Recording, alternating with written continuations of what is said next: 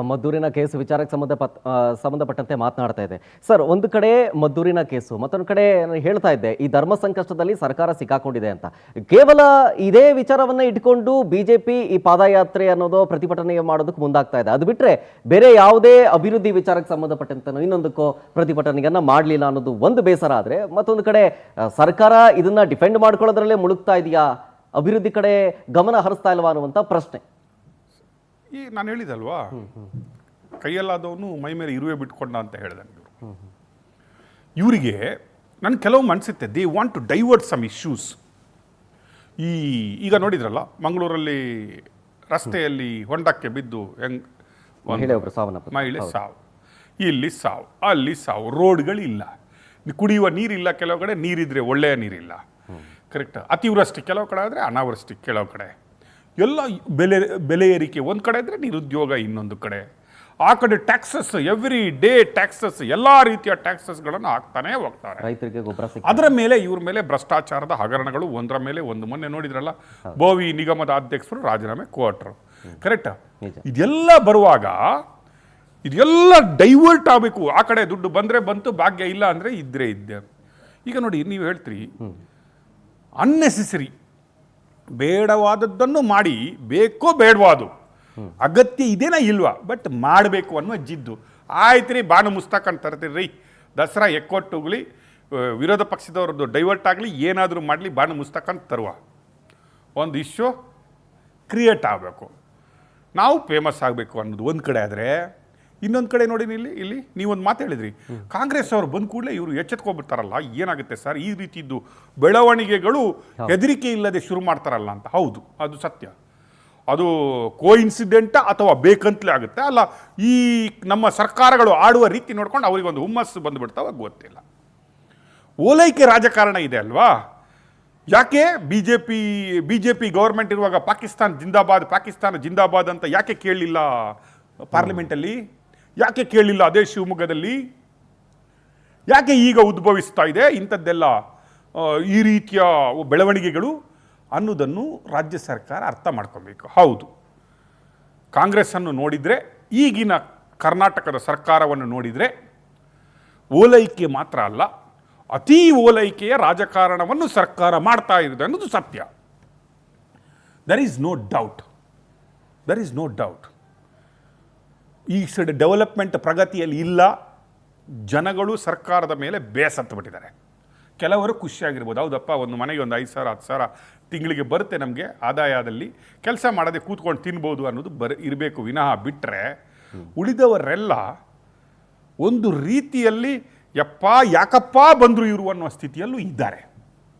ಅಂಥ ಸ್ಥಿತಿಯಲ್ಲಿ ಇರುವಾಗ ಕೂಡ ಇವರು ವಿರೋಧ ಪಕ್ಷಗಳಿಗೆ ಬೇಕಂತಲೇ ಆಗ್ತಾರಂದರೆ ಅಕ್ಷರಕರ ಸಂಗತಿ. ಗೊತ್ತಿದೆ ಇಂಟೆಲಿಜೆನ್ಸಿ ಫೇಲ್ಯೂರ್. ನಾವು ಹೇಳಿಲ್ವ ನಿಮಗೆ, ಯಾವ ರೀತಿಯಲ್ಲಿ ನಾವು ಬೆಂಗಳೂರು ಕಪ್ಪು ವಿನ್ ಆದ ಕೂಡಲೇ ಏನು ಮಾಡಿದ್ವಿ ಅಂತ ನಿಮ್ಗೆ ಗೊತ್ತಿದೆ. ಅಲ್ಲಿ ಯಾವ ರೀತಿಯ ಇಂಟೆಲಿಜೆನ್ಸಿ ಇತ್ತು, ಯಾವ ರೀತಿಯಾಗಿ 11 ಜನ ಯುವಕರನ್ನು ನಾವು ಬಲಿ ಕೊಟ್ಟಿವಿ ಅನ್ನೋದು ಗೊತ್ತಿದೆ. ಬೇಜವಾಬ್ದಾರಿ ಏನು ಮಾಡ್ತಾರೆ ಏನಾಗ್ತಾರೆ, ಒಂಥರ ಬಂಡತನದಿಂದ ಡಿಸಿಷನ್ ತಗೊಳ್ಳೋದು, ಅದನ್ನು ಸರಿ ಅಂತ ವಾದಿಸ್ತಾ ಹೋಗೋದು, ಅದನ್ನೇ ನಾವು ಮಾಡ್ತೀವಿ, ಏನು ಮಾಡ್ತೀರಿ ಅನ್ನೋದನ್ನು ನೋಡೋದು, ಇಲ್ಲ ಅಂದರೆ ಆಗ ನೀವು ಮಾಡಿಲ್ವಾ ಈಗ ನಾವು ಮಾಡ್ತೀವಿ ಅನ್ನೋದು ಎಷ್ಟು ಸರಿ ಅಂತ ನನಗೆ ಗೊತ್ತಿಲ್ಲ. ಬಟ್ ಹಿಯರ್ ಎರಡೂ ವಿರೋಧ ಪಕ್ಷ ಮತ್ತು ಆಡಳಿತ ಪಕ್ಷಗಳು ಎರಡೂ ಕೂಡ ಮಂಡ್ಯದಲ್ಲಿ ಇಳಿದಿದ್ವಿ ಈಗ ಪಾಲಿಟಿಕ್ಸ್ಗೆ.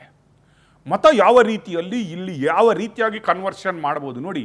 ಮಂಡ್ಯದಲ್ಲಿ ನಾನು ನಿಮ್ಗೆ ಹೇಳಿದೆ, ಹಸಿರು ಸಾಲುಗಳನ್ನು ನೋಡ್ತಾ ಇದ್ದ ಮಂಡ್ಯ ಕೇಸರಿಮಯ, ಇವತ್ತು ಕೇಸರಿಮಯ ಆಗ್ತಾ ಇದೆ ಅನ್ನೋದಕ್ಕೆ ನಾವು ಎಕ್ಸಾಂಪಲ್ಸ್ ನೋಡಿ. ಇವತ್ತು ಅದೇ ರೂಟಲ್ಲಿ ಇವತ್ತೂ ಕೂಡ ಗಣೇಶನ ಮೆರವಣಿಗೆ ಹೋಗುತ್ತೆ ನೋಡಿ. ಈಗ ವಿಜಯೇಂದ್ರ ಅವರು ಅಲ್ಲಿ ಅಶೋಕ್ ಅವರು ಎಲ್ಲ ಹೋಗ್ಬಿಟ್ಟು ಇಷ್ಟರವರೆಗೆ ಗಣೇಶನಿಗೆ ಅಲ್ಲಿಗೆ ಹೋಗದವರು ಈಗ ಇಡೀ ಕರ್ನಾಟಕದ ವಿರೋಧ ಪಕ್ಷವೇ ಅಲ್ಲಿ ಹೋಗಿ ಗಣೇಶನನ್ನು ವೆಲ್ಕಮ್ ಮಾಡುವ ಲಕ್ಕಿ ಈ ಸಲ ನಾನು ಅಂತ ಇರುತ್ತೆ, ಅದೃಷ್ಟ ಗಣೇಶ ಅಂತ ಹೆಸರಿಡುವ. ಯಾಕಂದ್ರೆ ಇಡೀ ವಿರೋಧ ಪಕ್ಷವೇ ಅಲ್ಲಿಗೆ ಹೋಗ್ಬಿಟ್ಟು ಅಲ್ಲಿನೂ ಹೋಗಿ ಗಣೇಶ ಅವ್ರ ಹತ್ರ ಹೂವು ಹಾಕ್ಸ್ಕೊಳ್ತಾನೆ, ಆರತಿ ಮಾಡ್ತಾನೆ ಅಂತ ಹೇಳ್ಕೊಂಡ್ರೆ ಮಂಡ್ಯದ ಗಣೇಶ ಇವತ್ತು ಅದೃಷ್ಟ ಗಣೇಶ ಆಗಿ ಕನ್ವರ್ಟ್. ಇವರು ಎನ್ಕ್ಯಾಶ್ ಮಾಡ್ಕೊಂಡ್ರು ಅಂತ ಇವರಿಗೆ ಒಳ್ಳೇದಾಯ್ತು, ಕಲ್ಲು ಹೊಡೆದಿದ್ದು. Exactly the way speeches went today, ಆ ರೀತಿಯ ಸ್ಪೀಚ್ ಇದೆ ಅಲ್ವಾ, ಅದು ಒಂದು ರೀತಿಯ ಡಿಸಪಾಯಿಂಟ್ಮೆಂಟ್ ತರುವಂತಹ ಸ್ಪೀಚ್.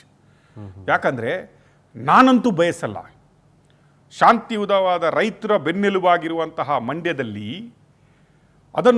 ಅದನ್ನು ಕರ್ನಾಟಕದ ಕರಾವಳಿಯಾಗಿ ಕನ್ವರ್ಷನ್ ಮಾಡಬೇಕು ಅನ್ನುವ ಸ್ಥಿತಿಯಲ್ಲಿ ನನ್ನ ಮನಸ್ಥಿತಿ ಇಲ್ಲ.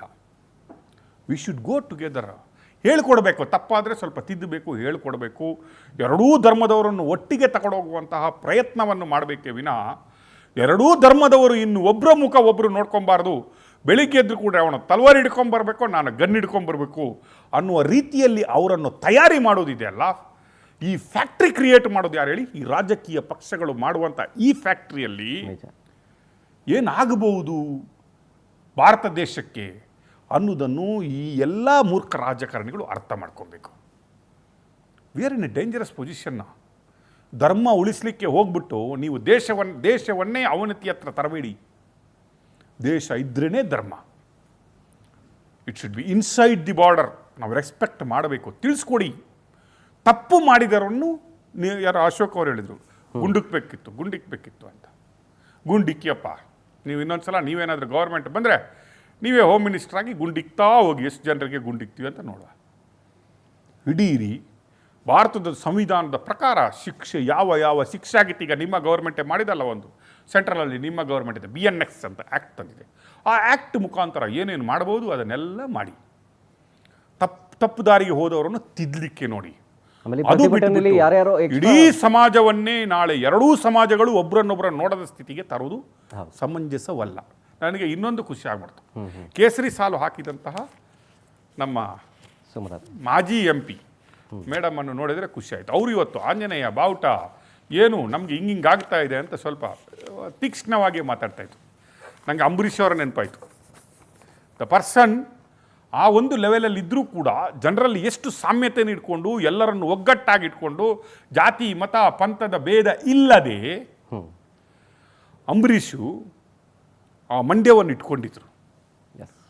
ಅದರ ಸ್ಪಿರಿಟ್ನ ಲಕ್ಷಣದಿಂದಾಗಿ, ಆ ಸ್ಪಿರಿಟಿಂದಾಗಿ ಇದೇ ಸುಮಲತಾ ಮೇಡಮ್ ಅವರು ಒಮ್ಮೆ ಇಂಡಿಪೆಂಡೆಂಟ್ MP ಆಗಿ ಹೋದರು. ಇವತ್ತು ಅವರು ಕೇಸರಿಮಯ ಆಗಿದ್ದಾರೆ, ಅವರ ಅಕ್ಕಪಕ್ಕದವರು ಕೇಸರಿ ಹಾಕ್ಕೊಂಡಿದ್ದಾರೆ, ಅವರು ಕೇಸರಿ ಹಾಕ್ಕೊಂಡು ನಿಂತ್ಕೊಂಡಿದ್ದಾರೆ, ಭಾಷಣ ಮಾಡ್ತಾ ಇದ್ದಾರೆ.